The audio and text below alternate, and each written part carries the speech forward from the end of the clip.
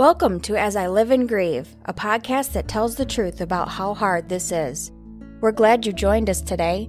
We know how hard it is to lose someone you love and how well-intentioned friends and family try so hard to comfort us. We created this podcast to provide you with comfort, knowledge, and support. We are grief advocates, not professionals, not licensed therapists. We are you. Today we are speaking with Dan and Nancy Loeffler. Dan and Nancy are the founders of Being with Grief. As parents who lost their 17-year-old daughter Leah in a car accident in November of 2000, they fully understand the territory of grief.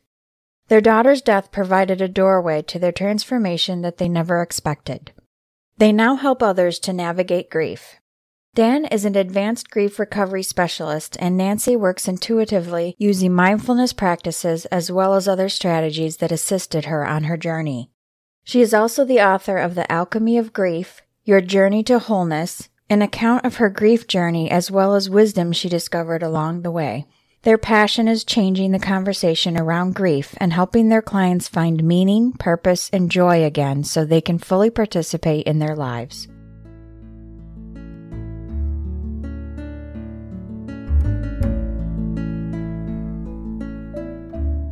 Welcome to a new episode of As I Live and Grieve. We are delighted today to have a wonderful couple with us, Nancy and Dan, who are going to talk to us about a very difficult situation they encountered in their lives. They've been grieving for a little while now, but they have finally decided that maybe it's time for them to talk about their situation, their grief as a couple, a perspective that I really hadn't considered, to tell you the honest truth. So welcome, Nancy and Dan. Thank you. It's great to be here. In a way to get started about our story, we're calling this episode When Couples Grieve, but there's so much more to it than that, for me anyway. Would you tell us a little bit about your story? Sure. Our story began over 20 years ago in November of 2000. Our 17-year-old daughter, Leah, was in a car accident on her way to school. She was a senior at the time. And she hit a tree. It was the only tree in the middle of a cornfield. And she had massive brain injuries. When we got to the hospital, she was not conscious. She was in surgery.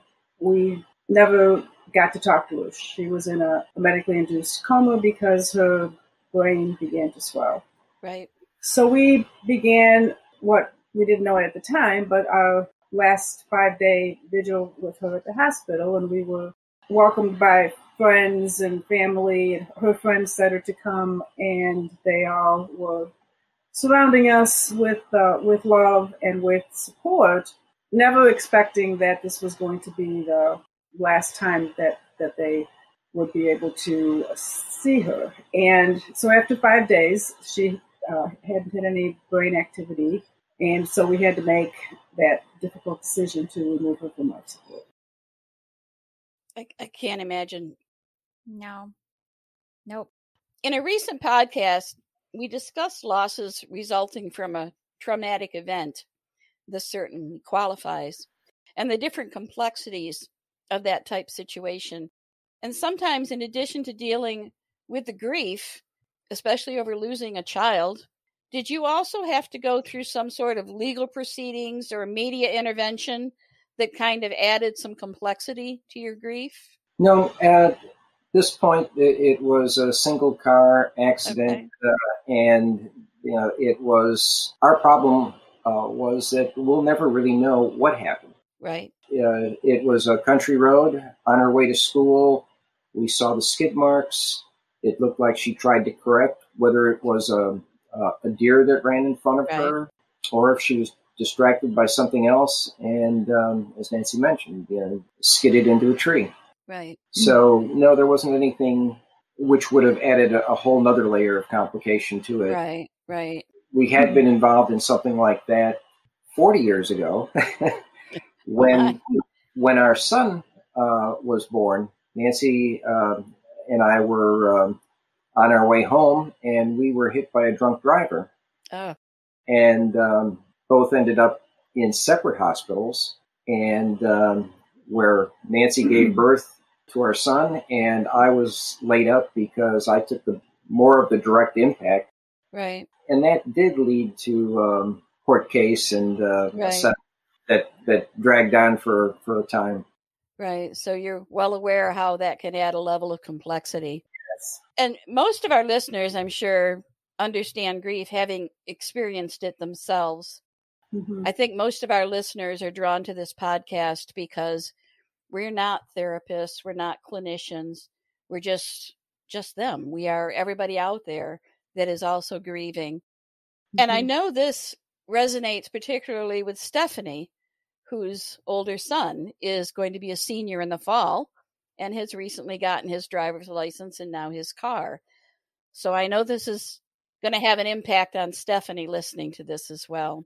I mentioned in the intro that when I think of going through grief, for me at least, it's been my grief. I've not been part of a couple, so to speak, that had to deal with that grief together. So this is an interesting perspective to me, and it's got to be some very difficult dynamics and a whole nother level of complexity.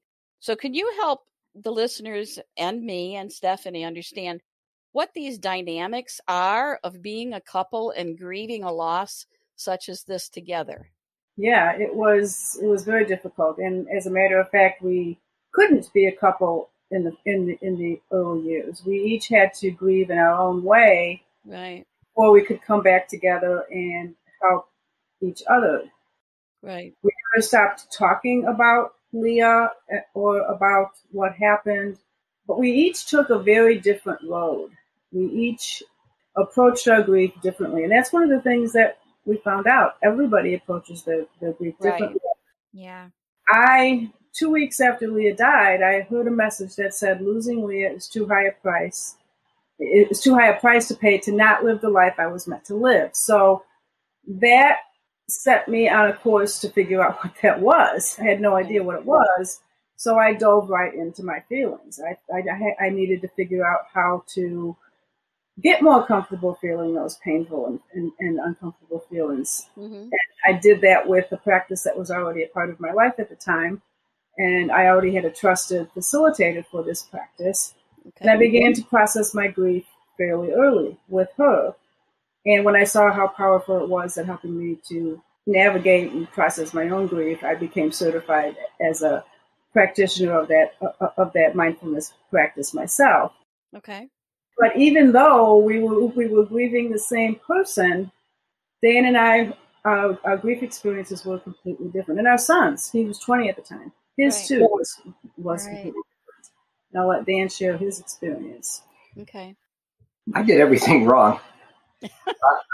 I tried to compartmentalize, and I think that's kind of typical for what a guy tries to do. Right. Kind of stuff it in a box. I put it on the shelf, closed the closet doors, said, I'll deal with it later. And I tried to get back to work. I tried to, go back to normal. Right. But normal wasn't there anymore. No. And it created problems in my life. I began to just be distracted. I couldn't concentrate. My productivity at work was affected. I started acting out in inappropriate ways and using distractions, just zoning out on television or, video games. Right. Having one too many beers. And meanwhile, that box of grief, that, container that I put it in, needed attention, and it was trying to get my attention in all these bad ways. Sure. And so I had to open up the lid and dive in and get busy with it. I saw the work that Nancy was doing, and I've come to understand it a lot better. But initially, I looked for something that was going to resonate with me. Of course. And I found something called the grief recovery method. Mm-hmm. And I'm an engineer and architectural training by profession, and I've worked in construction for many years. And the grief recovery method was charts and diagrams, and it allowed me to look at my grief from 40,000 feet. Right.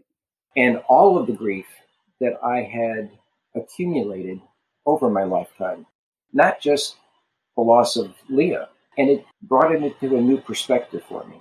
And with that, I took it to the next step, which was to focus on her loss and what it meant and all of the things that I hadn't been able to say or experience. The never seeing her graduate, not seeing her go off to college, finding the love of her life, getting married, right. all of those things that, the hardest thing for me was to go to some of the weddings of her friends that we were invited to. Yes. Right. And when the father-daughter dance was, I had to leave the room. Yeah. And, but using this method and then becoming certified in it to help others, we've each found a way to reach out to the people that come into our lives to show them that healing is possible. Okay. Yeah. Was there a particular event or point where you realized that, okay, I've worked on my grief, my partner's worked on their grief, now we need to work together on our grief? How did you reach a point of understanding where it was time to work on it as a couple? Well, grief it illuminated for me all the places in my life that needed work, including Yes. all the places in our marriage that needed work. Okay. And we came to a point, and I don't remember what, if you want to talk about it in how many years, I don't remember exactly when that was. Okay. I'll say maybe 3, 4, 5, somewhere around that. Okay. That we had to decide if we were going to attend to those places in our marriage that needed work. Okay. Some of them predated Leah's death, and some of them were because of our grief. Right. And we decided that we wanted to attend to them. So that's what we turned to at that point. And it took us about 2 years from the time that we said, okay, let's make this decision to take a stand for us, and when we recommitted to each other and our marriage and our partnerships. So it was a conscious, intentional decision. And everything that we've done up till that, everything we've done from that point on has been very intentional. Okay. Now, Nancy, you mentioned a practice that you used about a mindset practice. I think you used that term. Can you tell us a little bit about that? Is there a particular name, for example? Yes, it's called Samyama. It's Samyama, and it's from the Yogic Sutras. Okay. The structure of this practice was given to my teacher in a dream over 30 years ago, and she developed a certification program for it after she saw how powerful it was in her own life. And it's a direct experience practice, learning how to, first of all, come into our hearts, and then bring everything into our hearts and allow our heart to shift it. Our heart is an alchemical vessel, and it can hold everything. Okay. And we can learn how to bring those difficult feelings, those painful feelings to our heart without needing to change them. And it also unravels the stories that our heads are spinning about them, all the what ifs and the if onlys. And it helps it, and those feelings begin to shift and alchemize. And it was such a powerful practice for me that every single time that I was doing it for myself, every single time I was able to bring the pure devastation into my heart, I would start to receive blessings and grace. And I thought, there's something going on here. And so I realized that the blessings and grace were part of the gifts of grief. Mm-hmm. And at first I thought, my daughter has died. I don't deserve to receive blessings and grace or gifts. And as I continued on that journey, I realized that the blessings and grace were exactly what I needed to continue to meet the grief. Because, as you said, it continues. It's been over 20 years, and I can be right back in that moment when it happened in a flash. It doesn't last as long as it did. However, the feelings can still be there. The holidays are difficult. Milestone days are difficult. And we all need to find a way to meet each one of those each year as it comes around. It's always different. Okay. And Dan, you mentioned using the grief recovery process, which I've heard of. I'm not familiar with it in great detail. Did you try any of the Samyama that Nancy tried? Yes. And now we start our mornings in just a mindfulness presence. Okay. It's another form of prayer, you Right. know, and being open to receive, the word, and so the two things go hand in hand. Right. And so when we work with couples, it's a little bit of both. My focus has been working with men who are blocked with their feelings. Right. We're raised not to feel. We're supposed to be strong and silent, Right. shoulder the burden, and carry on. Yeah. And that doesn't always lead to great outcomes. Right. Kind of counterproductive. Yes. And so what I found was giving myself permission to go into those feelings Okay. was successful for me. And having Nancy show me how to be mindful and to hold these painful feelings and not be afraid of them, not my first response, bottling them up and putting them away. We're not meant to bottle our feelings up inside. When we do that, it can lead to all sorts of problems. Some of them that I've mentioned. Absolutely.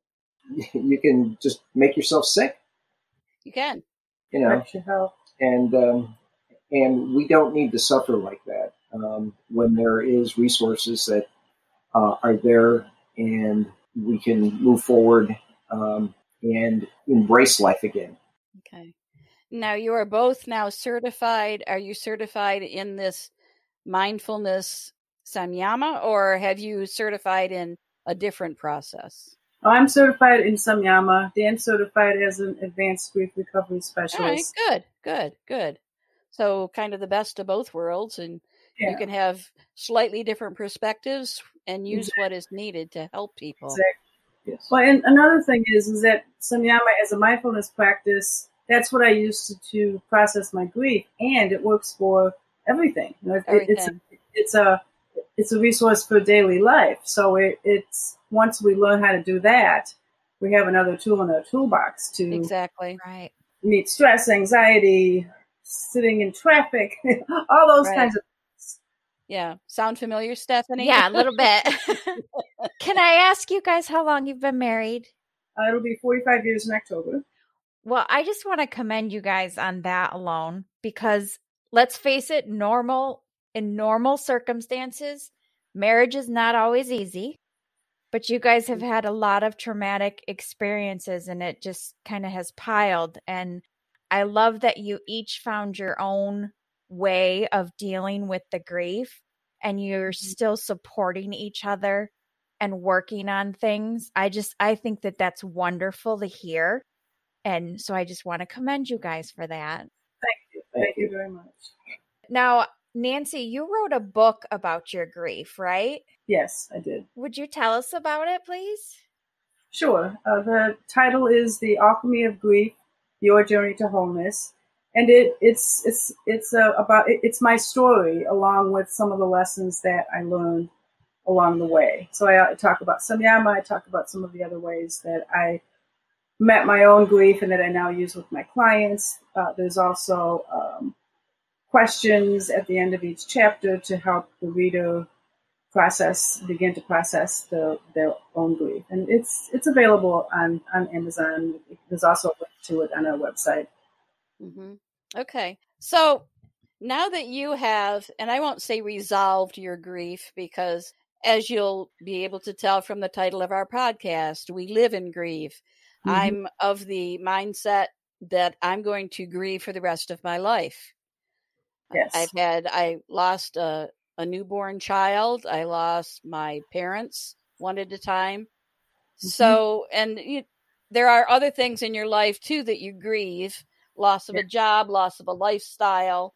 And I've been through divorce. My marriage fell apart instead of being able to grieve together as a couple, for example, when we lost the newborn. So what would the first piece of advice be that you might offer a couple that is in grief? To recognize that we all grieve in our own way, and there's no right or wrong way to grieve. And to take things sometimes you hear one day at a time, but sometimes it can only be 1 minute at a time. Right. And to get the support that you need, whatever that might look like. Maybe it's just someone to sit with you and not say anything. Maybe you want to talk about it. As I said, there's no right or wrong way. And begin to figure out what it is that you need. And sometimes at the very beginning, you have no idea what that is. I didn't. And so it's okay to not know. And also another thing, if people are offering food and help like that, take it, because we didn't feel like cooking. No. And those meals that were brought over were wonderful. And maybe in another time, I'm not someone that likes to ask for help, but at that point, I was so grateful that people were reaching out in that way. Right. And bless the people that didn't ask what you wanted or what can I do for you. Exactly. They just did something. Exactly. They cooked a dish and brought it over. So those people get it, I think, in certain ways. And I know myself, I've many times said, oh, let me know if there's anything I can do to help you. Right. After I think about that was to make me feel better. I don't believe for a second it made them feel any better. That was for me to feel better. And that's how we brought up. And things like this podcast are ways to get that message out that it's okay to just show up and start raking someone's leaves. We came home one day and some friends were raking our leaves. Yeah. A blessing because we weren't going to do it. Right. It's a blessing and a beautiful gift. And it's not only the gift of whatever it is that they do, but the fact that they had that in their heart to do something for you, even if it's a minor thing, they decided, I'm going to do this to help in my way. So those are very special people. Yeah. So together now you're certified and you work together with couples. So this is a service that you offer? All right. Then I think rather than persist with more questions, I'm just going to turn it over to you two and let you speak directly to our listeners. Let them know what services it is that you offer, where they can find you, how they can get in touch with you. And then we will also repeat that information in our episode notes and on our website. So you can do this now, talk directly to our listeners without Stephanie or I leading you with a question. This is your turn. So go right ahead. We want you to know that we each have bodies of work available to you on our website. I work primarily with individuals. Dan works primarily I'll let him say more about how he works. And then we both work with couples. Okay. We really create a body of work that is unique to your circumstance. So it's not like we have a bunch of programs that are already set. Everybody's grief journey is unique. The way that each of us works with our clients is unique also. So we want to offer you whatever it is that is going to help you. You can find out more information about that. We've written blogs on our website. We have a lot of resources available on the website. Website is www.beingwithgrief.com, and we also have a Facebook page of the same name. And as far as the grief recovery program was originally put together to work in groups. However, it also works with individuals. So I have worked with, and as you mentioned earlier, grief occurs throughout our lives in a variety of situations, and whether it's loss of a job, loss of a relationship, loss of your health, moving, loss of a pet. The grief recovery method has covered it has worked with people and is available. And what I really liked about it is it was short, purposeful steps to help guide you.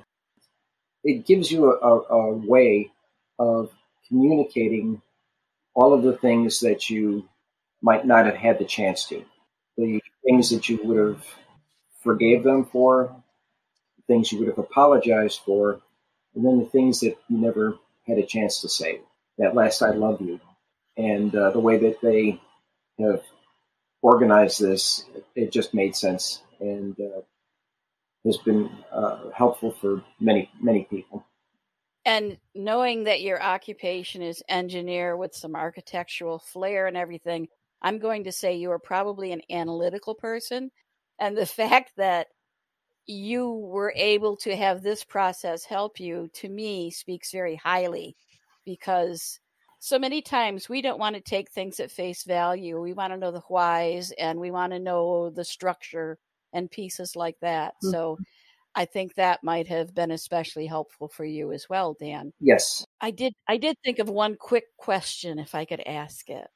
Sure. We don't get many men as guests that speak about themselves grieving. And I know, as you mentioned early on in our podcast, that men especially have been taught to be more stoic, to not show emotion, to be the person to kind of make everything happen and be the equalizer, so to speak, be the fixer. And I know this has a major impact on the way they grieve. So I want our listeners to hear this fact. Do you have any specific suggestions for men that may be grieving? What would you say to them, man to man? There's so much material written about this, and find your resource.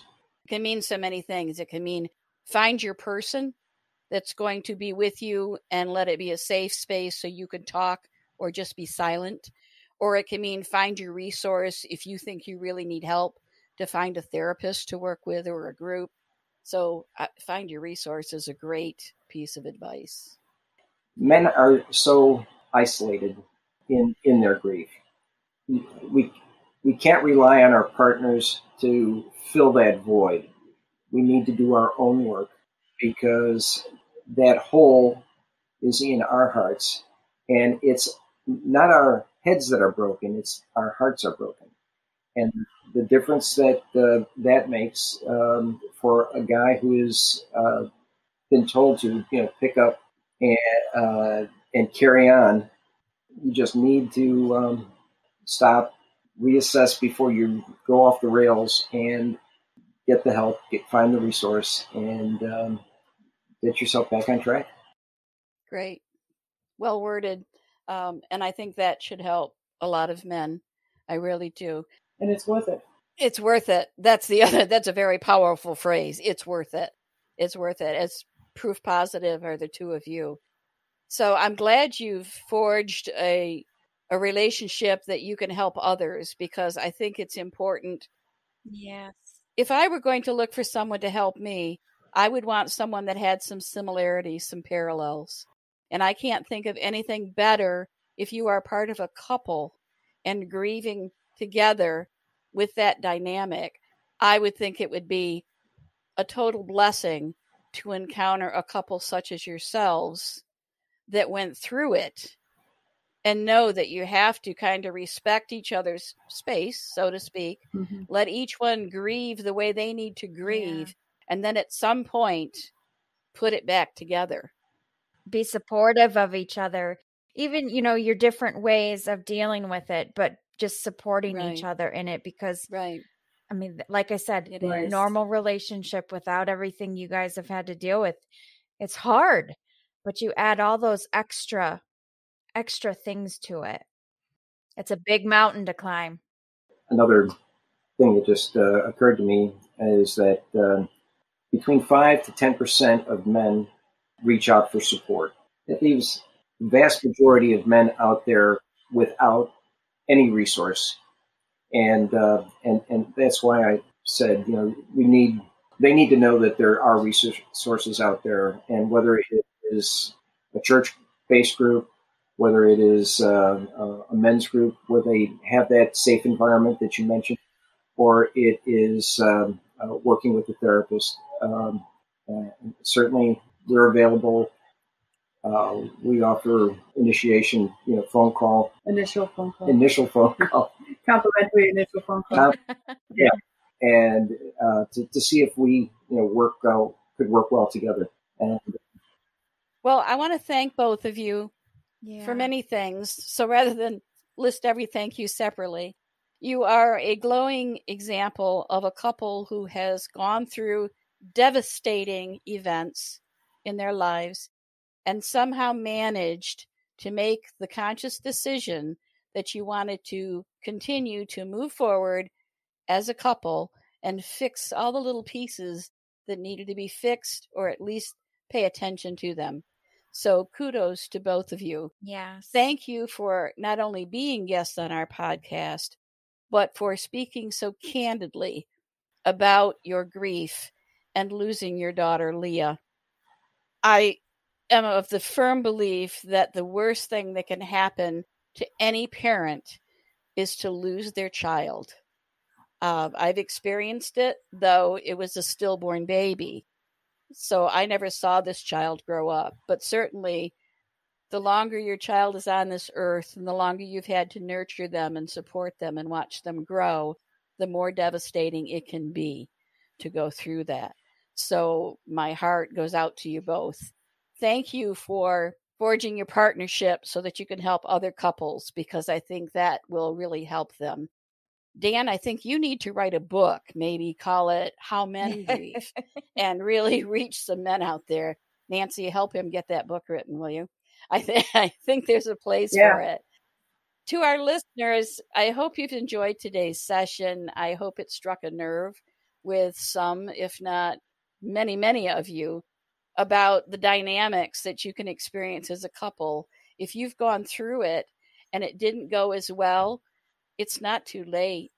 Pick yourselves up and think about it and make conscious efforts to work on your marriage as well, so that you can keep your couple status. Nobody should lose that as well. We're going to have, as we always do, contact information for Nancy and Dan in the episode notes and on our website as well. Thank you to our listeners. We know that you are scattered around the world, and we really appreciate all of you tuning in. And we will take care of ourselves. We always promote self-care. As you're grieving, self-care is just a good thing to do regardless.